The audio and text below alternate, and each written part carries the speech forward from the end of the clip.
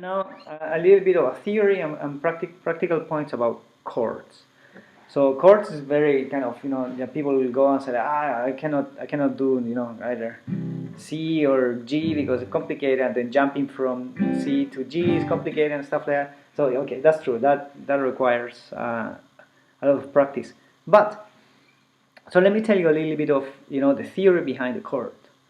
And then I hope you get surprised by how easy it is to create chords, or at least try to play the chords.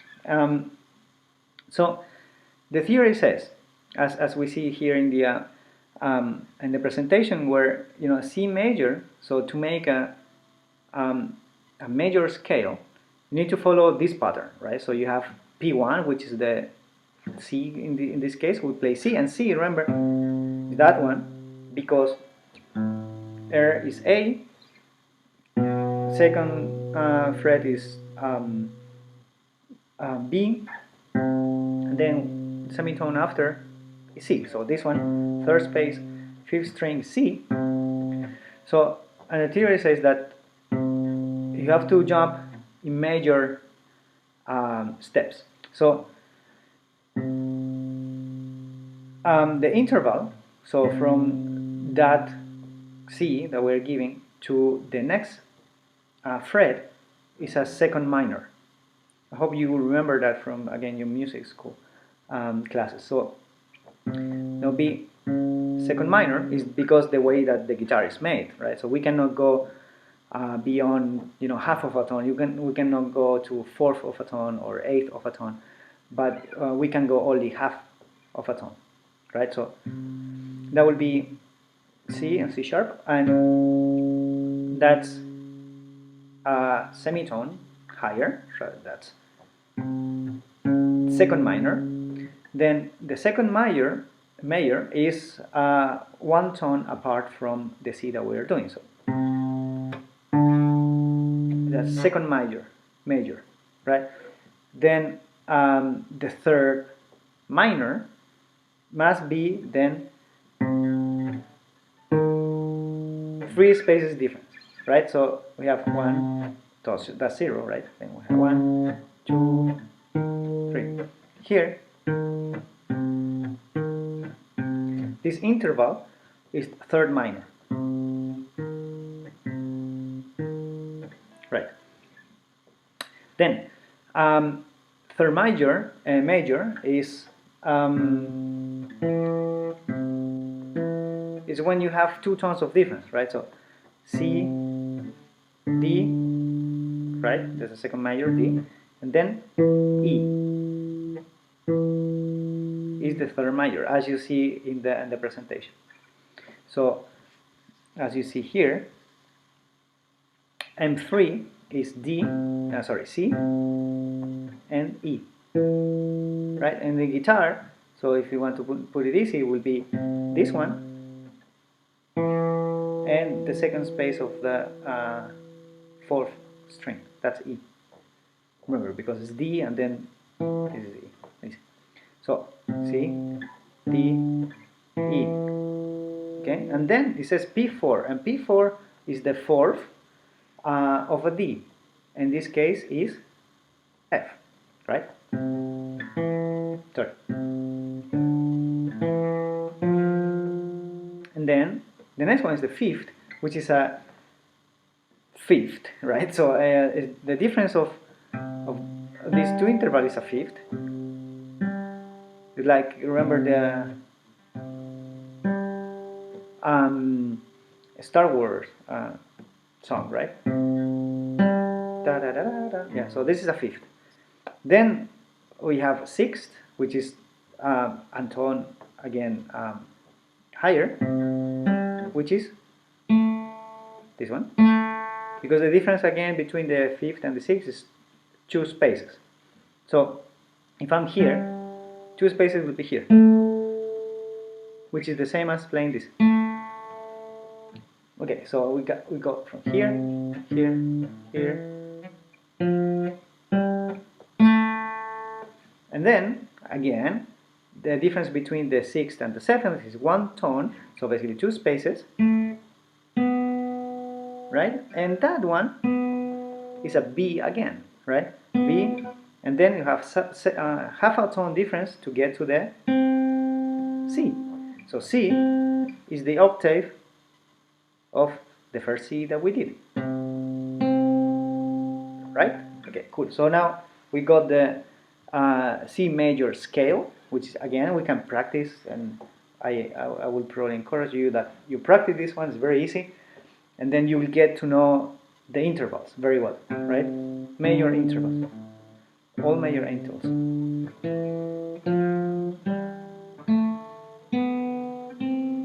And we go backwards.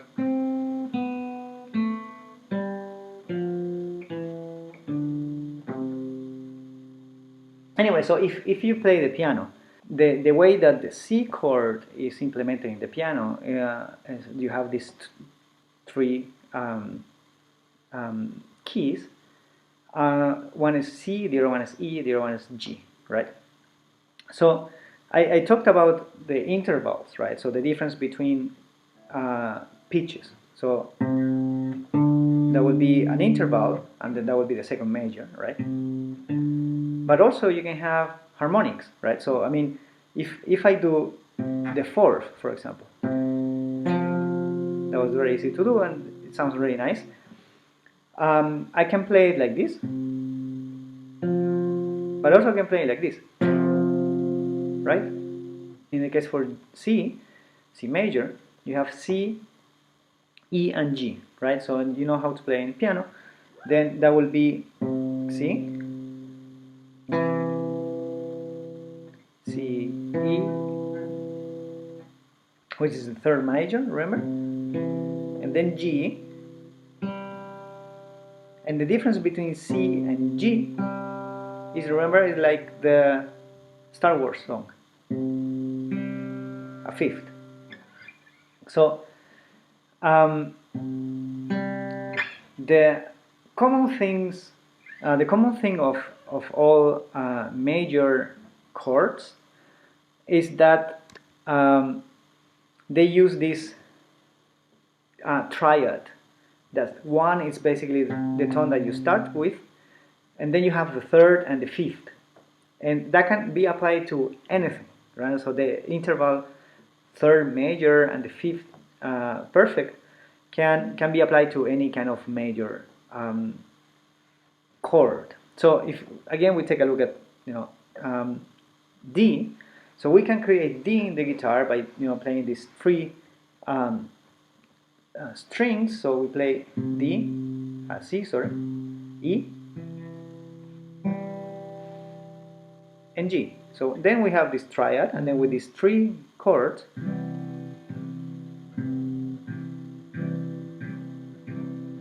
these three strings, we can make already a major chord.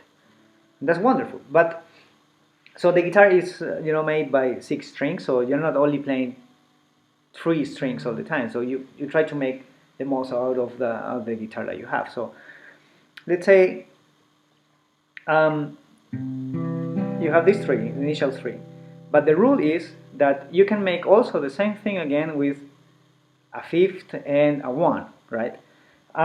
So we go to the G, and then the distance, the next one that will come will be the octave. So that will be again number 1, and the octave is this one, because this one is a C, because the second string, remember, it was a B, and then after the B comes C, and this one should sound as the octave of that, and it is, right? So now we got this one to that one, third major, then this fifth, the octave, third major, okay? Because here, second major, third major. That was one. So third major. Then, for example, the one I have depicted here in the presentation is an F major, and the F major uses basically all strings, and is as follows. It's again very simple. So you use F, that's your initial string, the initial chord note. Then you go to a fifth, and then the one that's underneath is again an F, right? So that would be the third space of the fourth string. It's an F. Then the next one should be a third major, right? And then, so if we are like this in the normal position of the F, that would be, and then the distance between this one and that one is a fifth, sorry, is a fifth, and then is the octave. So then we have the first octave here and the second octave. Alright, perfect. So we now know how to do a major triad. And the thing with the minor is exactly the same, but now we use, instead of a third major, we use a third minor. And that will change everything, but just only modifying, a semitone. So, for the example of the C, so we do the C like this, right? And the difference between these two is a C, it's a third major. But to do it as a third minor, we have to do like this. Yeah, and the problem is that, so then you have to place it again in the here, so basically the octave, and that's really complicated. So maybe there are people who do it like this, but that's not so common. So for C minor, what you do is that now you start as the F. So you start with the tone, but then you go with the fifth, right? So you go with the fifth, and then this one to that one. Basically, this is the octave again, right? And then when you start, this is again kind of number one. What should follow is a third minor. So the third major, so you have the finger here. The third major should be that one. It sounds happy and major, but then the minor is this one. And should be similar to this one, right? It's the same thing, but now we just made this trick to do like this. And the way to put the fingers is much easier now, because then now you cover all the string except for the first one. So you start with your tone, and now it's minor, and then basically that's major, so happier, and then the minor just displacing, from the octave semitone down, so that will be a third major minor instead of a third major. Perfect. So we have learned now the basics of how to play the guitar and the theory a little bit behind the chords, and just this practice. I mean, you can apply that to D. The D chord is very nice and happy, so you can eventually get it, because D, so we start with the fifth, then that's the octave, and then the difference between this one, that will be number one, to the next one should be a third major, and this is what it is, right? A third major.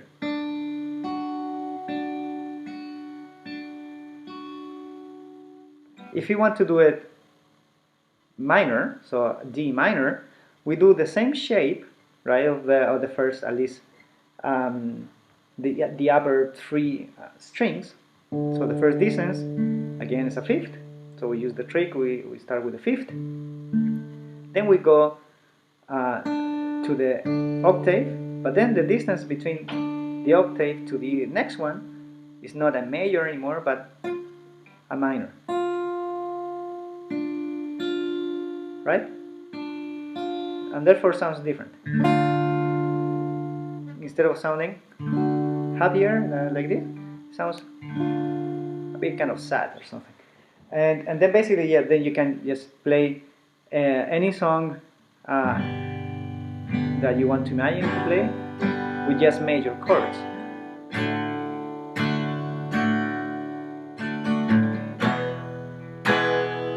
E major also goes through the same thing.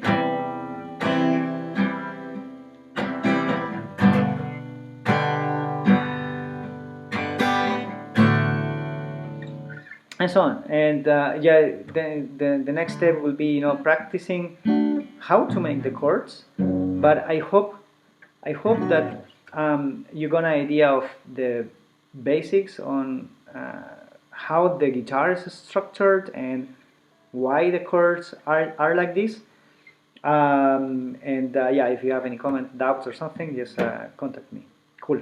Thanks.